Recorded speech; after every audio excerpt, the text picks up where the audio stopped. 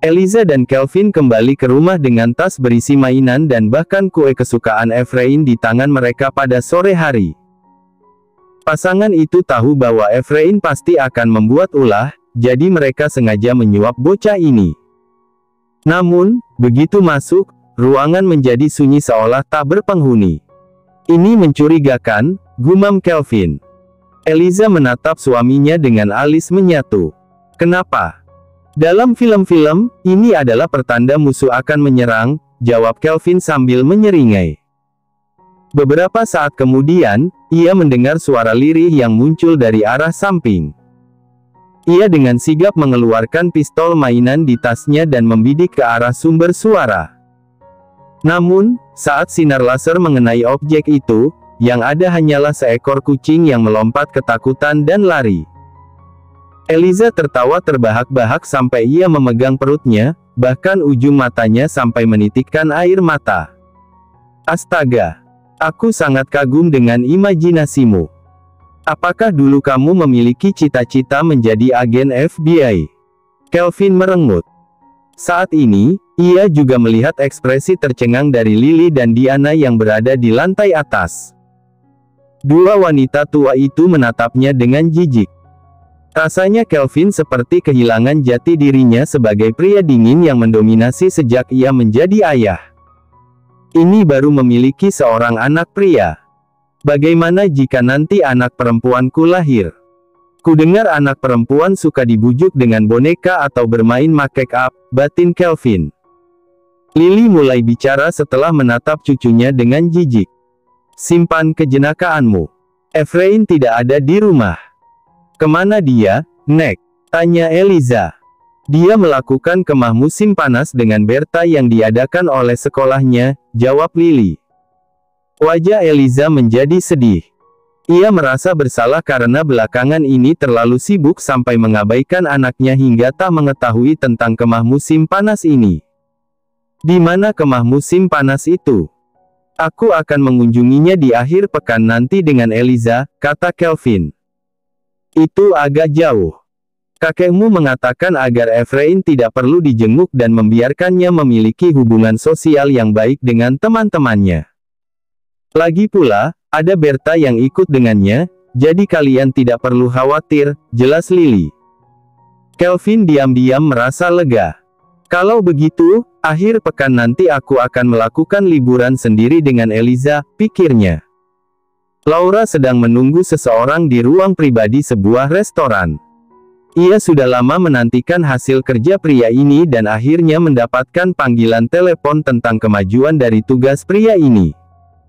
Apakah kamu akhirnya bisa menemukan identitas wanita itu?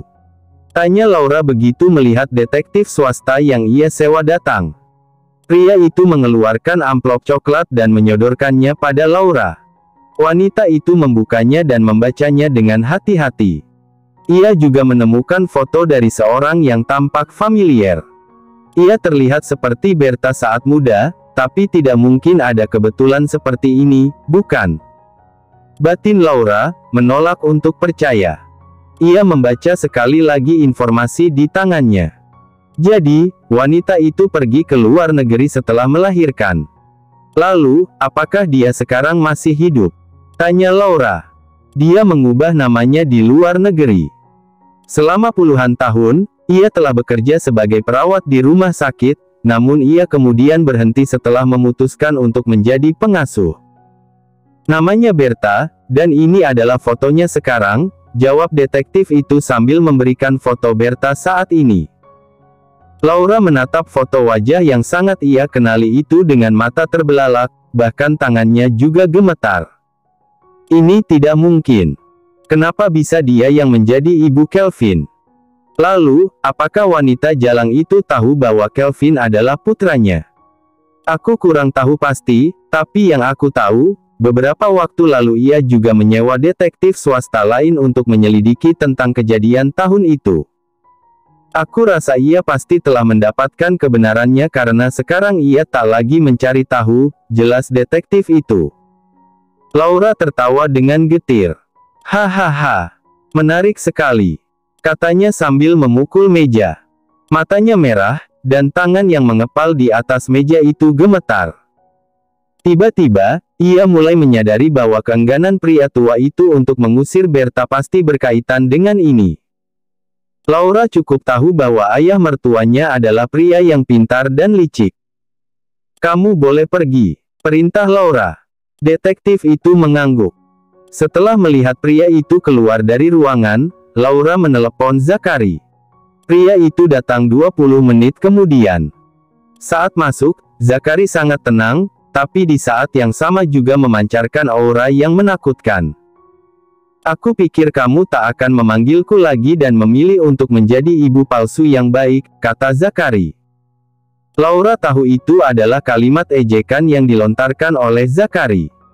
Bagaimanapun, pada awalnya mereka adalah rekan, namun beberapa waktu lalu ia memutuskan kemitraan dengan Zachary. "Aku sepertinya terlalu meremehkan kelicikan ayah mertuaku. Ia ternyata diam-diam telah dengan sengaja membiarkan ibu kandung Kelvin masuk ke keluarga tanpa berniat untuk mengusirnya. Aku yakin pria tua itu pasti bermimpi untuk memberikan status resmi pada wanita itu dan menyingkirkannya," kata Laura sambil menyodorkan berkas tentang Berta. Zachary memiliki ekspresi terkejut. Ia sudah mengenal Berta selama bertahun-tahun saat Eliza masih berada di luar negeri, namun ia tidak menyangka bahwa ternyata Berta pada akhirnya adalah ibu dari Kelvin. Wow! Ternyata ia memiliki insting yang sangat bagus. "Aku heran kenapa seorang perawat senior seperti dia rela melepaskan kariernya dan memilih untuk menjadi pengasuh Efrain saat Eliza bahkan belum bisa menggajinya dengan layak," kata Zachary. "Omong kosong. Aku yakin dia adalah pria yang licik," bantah Laura. Laura menolak dengan apa yang disebut insting. Ia lebih percaya bahwa Berta adalah perencana yang matang. Ia yakin wanita ini pasti diam-diam telah mengetahui sejak lama identitas Kelvin dan sengaja menggunakan Efrain untuk menyusup ke keluarganya. Sementara itu, ia yang tengah menyewa detektif swasta baru-baru ini hanya digunakan untuk pertunjukan agar ia masih tampak seperti wanita yang polos. "Apa yang kamu rencanakan sekarang?" tanya Zachary. "Lelaki tua itu telah berani menolak permintaanku, jadi mari kita keluarkan rahasia kotor keluarga Wilson," jawab Laura. "Apa kamu yakin? Kamu mungkin telah kehilangan tiket untuk bisa masuk ke keluarga itu jika melakukan hal ini," kata Zachary. "Aku tidak peduli, lagi pula mereka tidak berniat untuk berdamai denganku," tegas Laura. Selama beberapa hari tinggal di sana sudah membuatnya sadar betapa sangat bermusuhan keluarga itu padanya. Ia telah berusaha menyenangkan Lily dan juga Efrain, namun ia masih mendapatkan sikap dingin mereka. Sekarang, ia juga penasaran kemana Berta dikirim oleh pria tua itu. Zachary berpikir untuk waktu yang lama. Sebenarnya, jika ia menggunakan cara ini, maka itu berarti ia harus rela kehilangan 3 temannya. Meski ia merasakan patah hati yang hebat karena pernikahan Eliza dan Kelvin dan memiliki dendam mendalam, ia masih merasa sedikit bertentangan. Jika Eliza tahu hal ini, maka ia akan sangat membencinya. "Zachary, kamu tidak berubah pikiran, bukan?" desak Laura. Zachary berdiri dari tempat duduknya. "Aku tidak ingin ikut campur lagi dengan urusan kalian." Selama beberapa hari berpikir, sebenarnya Zachary telah memutuskan untuk mengobati hatinya yang compang camping dengan pergi jauh. Ia telah menyiapkan dirinya sebagai relawan medis di daerah konflik. "Aku tidak tahu kamu begitu pengecut," ejek Laura. Zachary yang sempat berjalan menoleh ke belakang. "Aku justru akan mendapatkan kebencian Eliza jika melakukan hal ini. Tetap saja, pada akhirnya kami tidak akan bersama. Aku tidak ingin ia membenciku semakin dalam, tapi aku ingin ia mengingat saat-saat hangat yang pernah kami lalui." Zachary pergi. Dia adalah orang yang mengibarkan bendera perang lebih awal, namun ia juga yang memilih untuk mundur lebih dulu. Di dalam ruangan, Laura memukul meja lagi dengan jarinya yang mengepal. "Pergilah. Apa kamu pikir aku tidak bisa menemukan sekutu lain?" pekik Laura. Siang hari, Portal berita dipenuhi dengan data tentang penyakit mental Kelvin yang bocor, termasuk riwayat penyakit medisnya saat ia masih kecil. Tak hanya itu, rahasia kelahiran Kelvin juga telah tersebar. Ia lahir dari seorang ibu pengganti yang bahkan tidak memiliki darah Laura di dalam dirinya. Berita itu menjadi trending dalam sekejap. Saat Kelvin sedang memimpin rapat, ia melihat wajah aneh dari para bawahannya yang diam-diam melihat ponsel di tangan mereka sambil menunduk dan sesekali menatap ke arahnya. Apakah kalian masih ingin terus bekerja di sini atau lebih memilih untuk menatap ponsel kalian? Kata Kelvin dengan suara yang dingin. Bawahan Kelvin segera tersentak. Mereka kemudian buru-buru menyimpan ponsel mereka dan lanjut mendengarkan teman kerja mereka yang sedang melakukan presentasi. Tapi, Kelvin bisa melihat dengan jelas mereka masih belum berkonsentrasi. Rapat selesai. Perbaiki semuanya. Perintah Kelvin. Wajah mereka semua menjadi pucat. Ada beberapa divisi yang bahkan belum melakukan presentasi kerja mereka, namun kini harus melakukan revisi tanpa tahu letak kesalahannya. Hanya saja, melihat wajah bos mereka yang gelap, mereka tidak berani mengeluh dan segera merapikan barang-barang lalu keluar seperti lari dari iblis. Zah, apa yang baru saja mengalihkan perhatian mereka? Cepat buka ponselmu, pinta Kelvin. Kelvin sudah bisa merasakan ada sesuatu yang tidak beres dengan cara para karyawan menatap dirinya tadi. Zah mengangguk. Ia segera membuka ponsel dan melihat berita trending hari ini. Pupil matanya melebar ketika melihat bosnya kini menjadi perbincangan di semua portal berita. Zah terlalu takut untuk memberikan hasil pencariannya pada Kelvin. Ia mencengkeram ponselnya dengan erat sementara keringat dingin bercucuran di keningnya. Tunjukkan padaku, pinta Kelvin dengan rasa tidak sabar. Zah menggeleng. Kemudian, Kelvin mulai mengulurkan tangannya untuk merebut ponsel itu, namun Zah malah mundur. Ia masih menggelengkan kepalanya dengan wajah yang pucat. Ia takut berita ini akan memengaruhi mental bosnya. Bos, lebih baik jangan lihat. Aku akan menyelesaikan ini untuk Anda, kata Zah. Kelvin semakin tidak sabar. Berhenti bermain-main dan serahkan padaku. Zah menyerahkan ponselnya dengan tangan gemetar. Jika orang melihat tampilan gelap di wajah Kelvin dan keengganan Zah untuk memberikan ponselnya, mungkin mereka akan menebak bahwa Zah melakukan itu untuk melindungi ponselnya jika sampai benda itu dibanting oleh Kelvin setelah melihat berita. Kelvin membaca berita itu. Alisnya menyipit dengan erat seolah bisa menjepit seekor lalat hingga mati pada kerutan itu. Aku akan menurunkan semua berita itu dari media. Anda jangan khawatir, kata Zah dengan hati-hati. Kelvin menarik napas dalam dan menyerahkan kembali ponsel itu ke atas meja.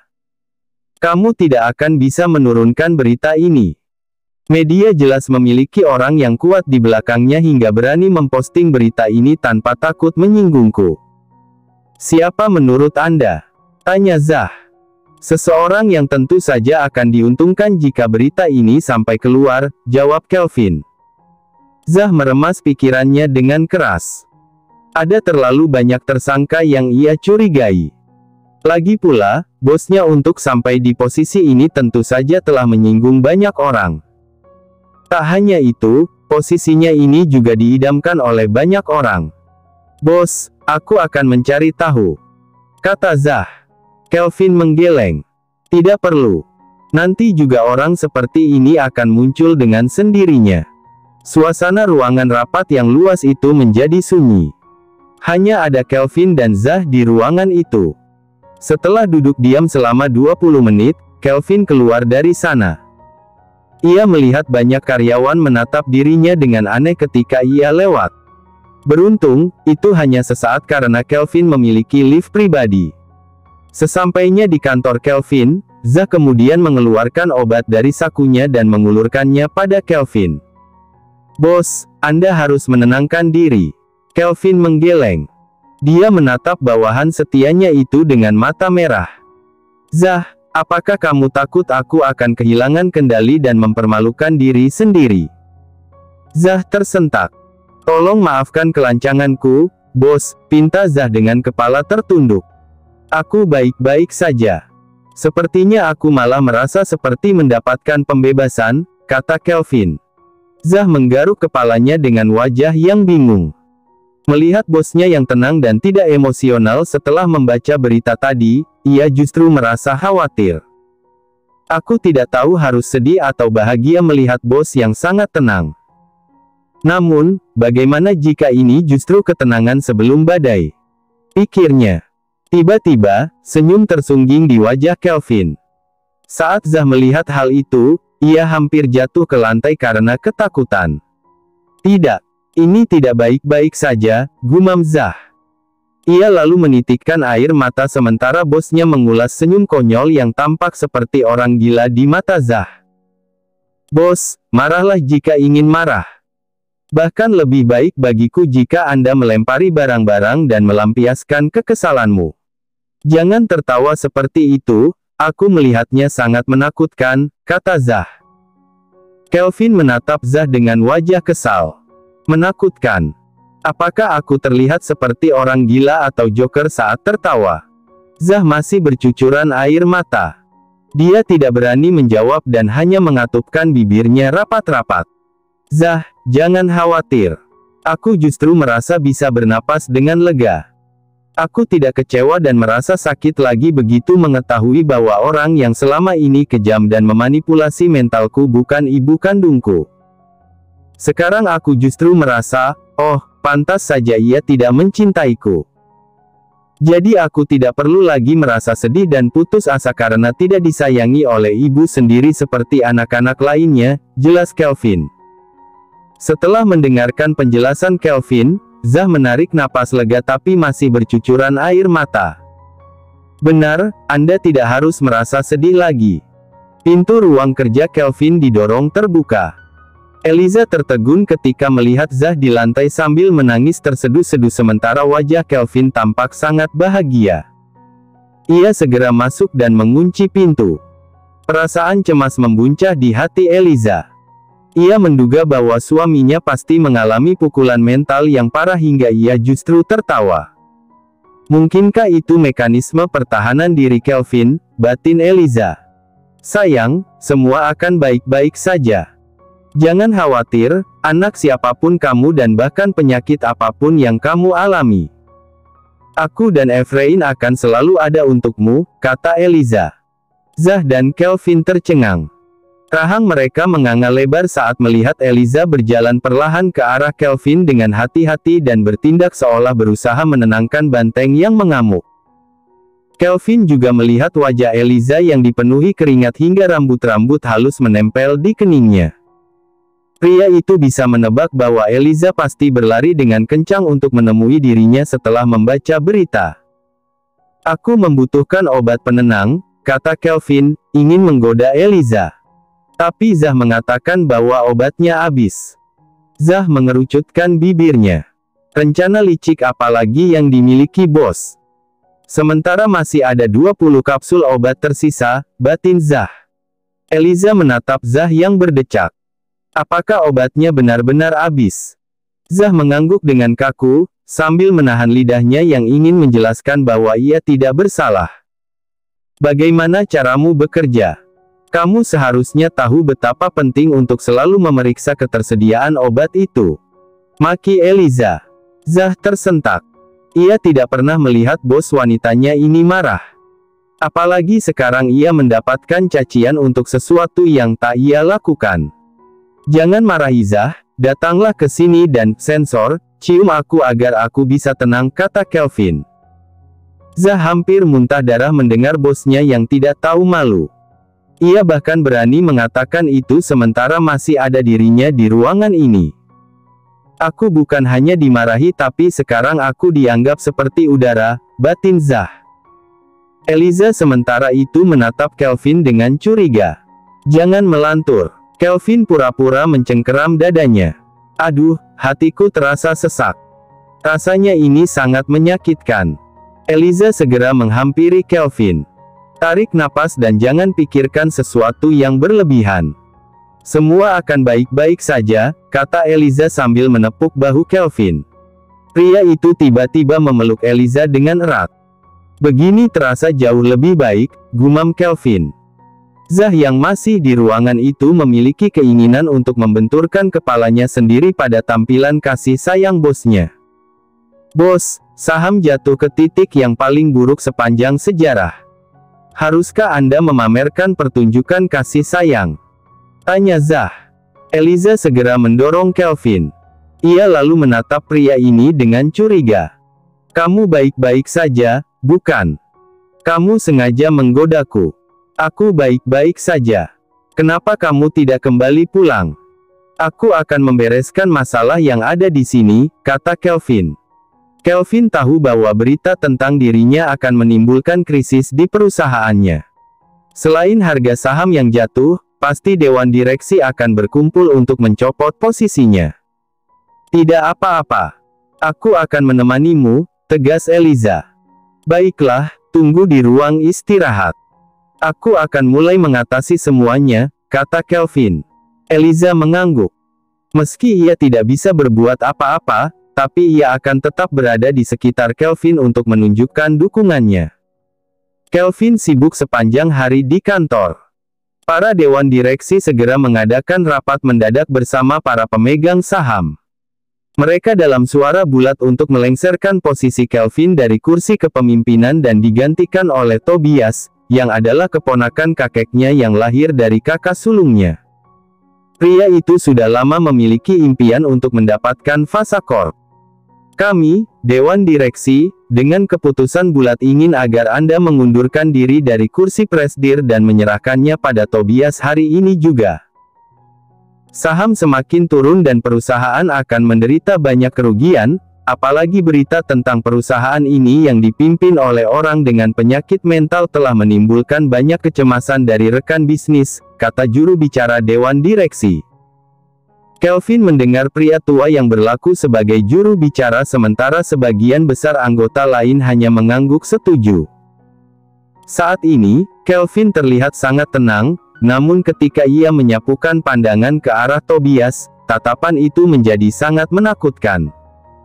Aku penasaran siapa orang yang bekerja sama dengan Laura dan menekan berita menjadi trending. Ternyata itu kamu, kata Kelvin dengan suara yang santai. Namun nada suara itu membuat sebagian orang merinding. Tobias segera berwajah pucat. Tolong jangan bicara sesuatu tanpa bukti. Tobias, perusahaan ini didirikan oleh jerih payah kakekku. Adapun mengenai kenapa ayahmu bisa menjadi direktur saat itu, semua hanya karena kebaikan kakekku yang tak ingin melihat ayahmu menganggur. Ia tak lebih dari seorang karyawan yang dibayar oleh kakekku. Tapi sepertinya kamu mulai menjadi serakah untuk menginginkan sesuatu yang bukan haknya, kata Kelvin. Itu hanya sudut pandangmu saja. Jelas ayahku adalah salah satu pendiri perusahaan ini, tapi ia harus mati tanpa mendapatkan saham karena tipu daya kakekmu, bantah Tobias. Kelvin ingin tertawa mendengar imajinasi paman sepupunya. Ia lalu menyuruh Zah menyerahkan dokumen ke semua dewan direksi. Kurasa kalian harus membaca lagi sejarah pendirian perusahaan ini dan berapa banyak saham yang aku miliki. Berani sekali kalian menyuruhku mundur untuk orang yang tidak memiliki saham dan bahkan tidak lebih dari seorang karyawan yang dibayar. Kata Kelvin. Dipimpin olehku yang tidak memiliki saham jauh lebih baik daripada dipimpin oleh orang dengan kelainan mental dan menghancurkan perusahaan.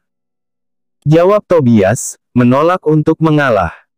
Apakah seorang dengan penyakit mental bisa memimpin rapat di hadapan kalian seperti sekarang?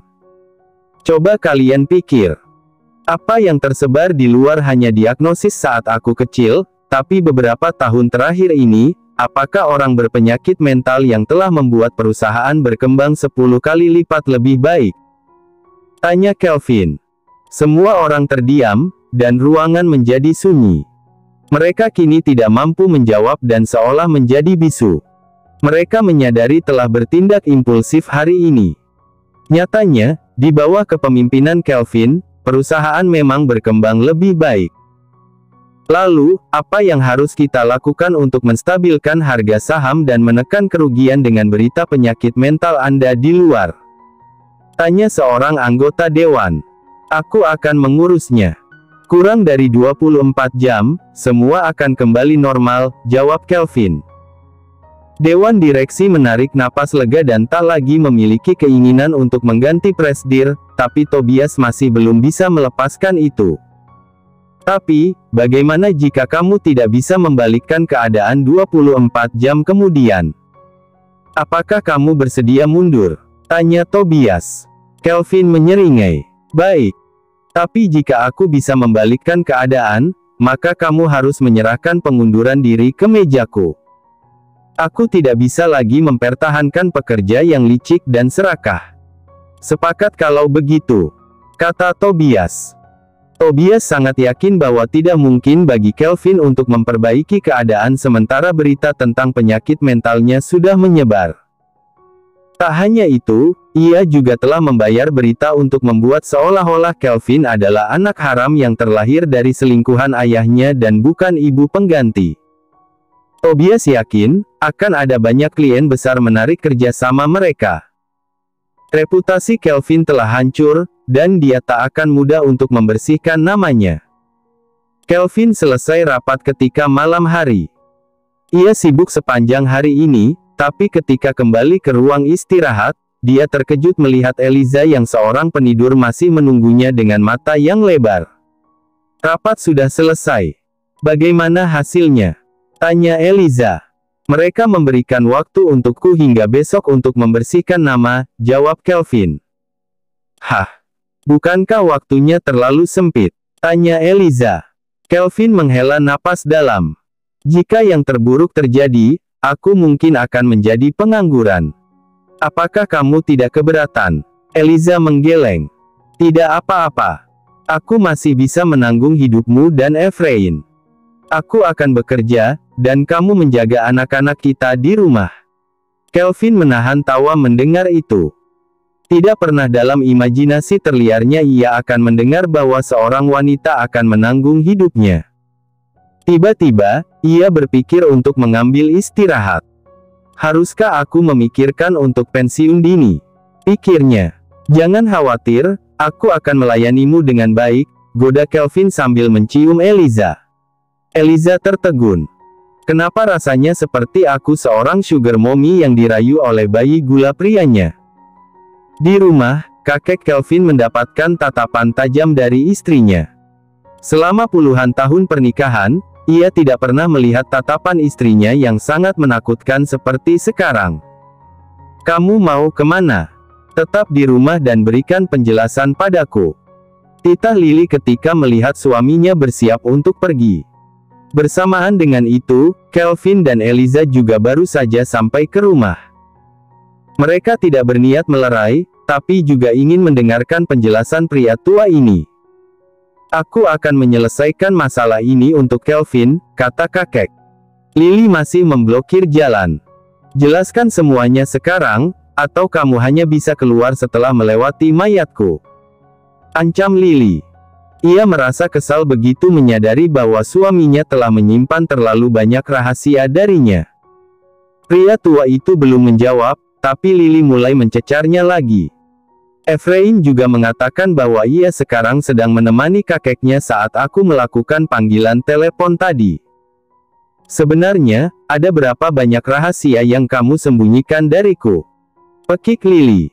Wajahnya memerah, dan ia bahkan merasa kesulitan bernapas. Kelvin dan Eliza saling memandang dan terkejut satu sama lain. Mereka memiliki pemahaman masing-masing bahwa Efrain ternyata tidak melakukan liburan musim panas, tapi bersama pria yang disebut sebagai kakek. Apakah itu berarti ayah Kelvin masih hidup dan disembunyikan selama ini? Pikir Eliza. Ada terlalu banyak teka-teki yang membuat kepala Eliza pusing.